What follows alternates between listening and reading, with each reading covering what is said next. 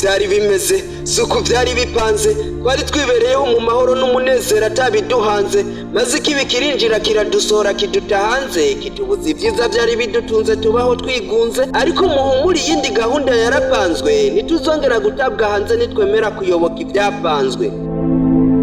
Aha siho twahora tuba nshuti zanje, nkumbuye ya Edeni ahantu heza twahora tuyagira ibyiza n'umukiza, aho ibyaho byari bimeze neza nta kwicuza. Iyi si kiva mu biganza by'umuremyi yari ifise ibyiza bitarondoreka isa neza, nta mbeho canke ubushuhe bwari buyirimwo, ikirere cari kimeze neza.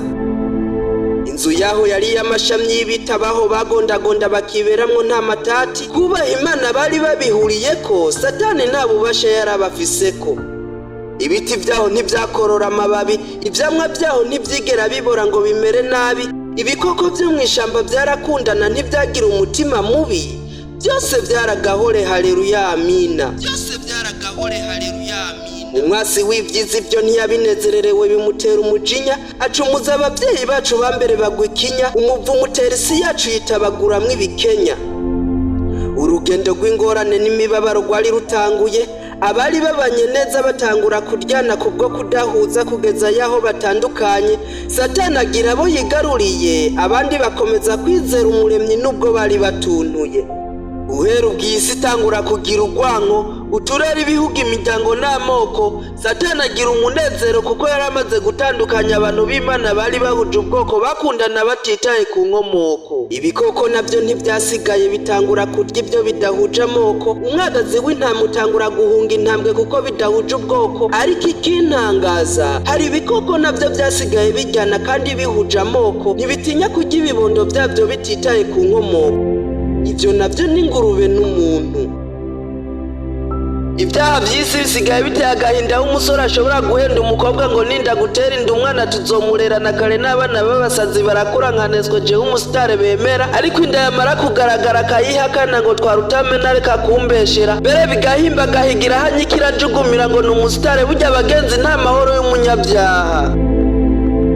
Umukobwa nawe agasigara mu marira, umwana yamubyara naho ntiyemere kumurera, kubera ukubura uko agira akiyumvira ingorane byo mukwegera, agahitamwo kumuta mw'ishamba mu ruzi canke ku nzira, maze ingenzi zikamutoragura.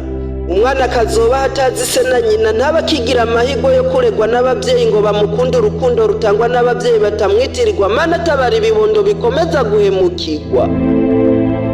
Isi yarahindanye, si yo kwipfuzwa iteye agahinda, aho abagabo nabo batacisonera basigaye babyara ku bana babo, mana niba ari abagiye guhonera mu bwobo. Reka mfe kubibariza aka kabazo, nubwo abantu twazwi ijambo ibyaha akaba ari byo bisigaranye ijambo.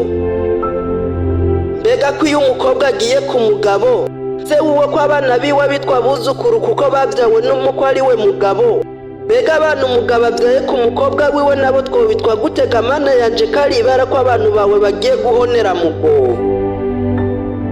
Ndabira Mana abadamu nabo waremye nk'abavyeyi bo kurera abana, irari ry'umubiri rikomeza kubegukana, abenshi ntibacisonera ntibatinya kuryamana n'abakozi babana, abagabo babo bakarera abana batari gwabo kubwo kutabimenya. Mana duhindurira amateka y'isi sigaye ishishana. Ndabira abagabo nabo ntibatinya gusohokana n'utwana tungana n'abana babo, Mana nibara imisore nayo yamazwe ubwenge no kwisambanya no gusambana ngo nigikeneye abo babana. Yemwe isi bidatinze irahona.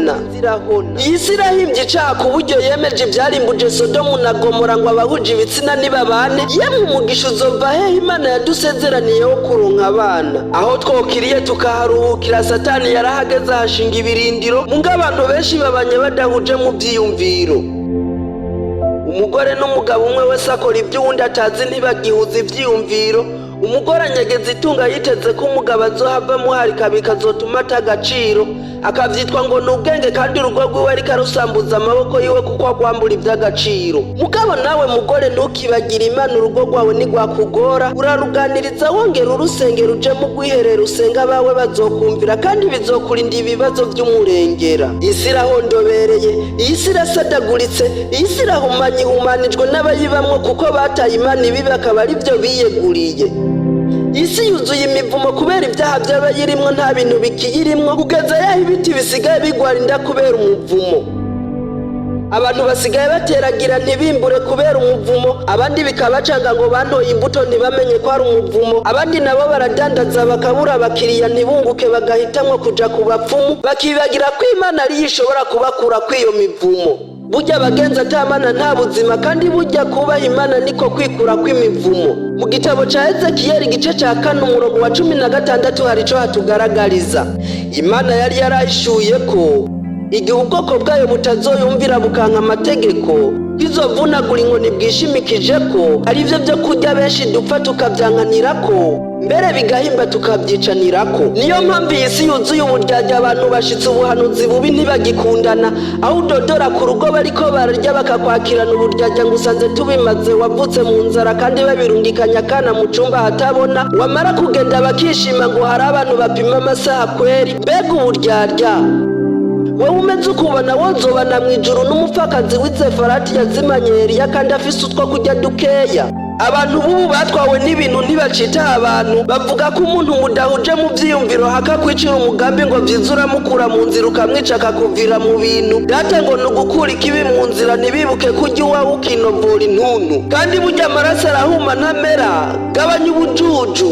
Ese ni kubera ko urondera kwica uwo mwahuriye kuri iyi si ugashaka kuyimukuramwo? Kubera ko ushaka kugirira nabi uwo mwayihuriyemwo? Ese nawe uribukaho ko utazoyirambiramwo ko hazogera igihe basi nawe ivyo ugwanira bizosigara biribwa n'abandi wayivuyemwo? Kora neza mugenzi, Yesu yigororokeremwo, kuko tuyimaramwo akanya gato tukaba tuyikuwemwo, ariko hariho umure yuko inyuma y'ubu buzima ku bayikoreyemwo neza bazojanwa mw'isi shasha twasezeraniwe bayiruhukiremwo, ariko abakoze nabi bazoguma mw'isi bayituririgwemwo. Nkumbuye kuja muri ya si shasha twasezeraniwe igihe twatabwa hanze, nkumbuye Edeni aho twahora twibereye atabiduhanze, nubwo icaha caduteye kubaho twigunze. Ndizeye ko hari igihe nzobana n'uwankunze, kuko nkomeza kwaya amaboko mu gituza ciwe nkitegereza mu nyonga ziwe zuzuye imbabazi n'urukundo, nkamwereka ibimpanze, kandi nzi neza ko ariyo nshuti yonyene yankunze ishobora kunkiza ibimpanze. Muhumure nshuti zanje, kubakoze neza ingorane zose dufise tuzoziruhuka, kuko iyindi gahunda yarapanzwe.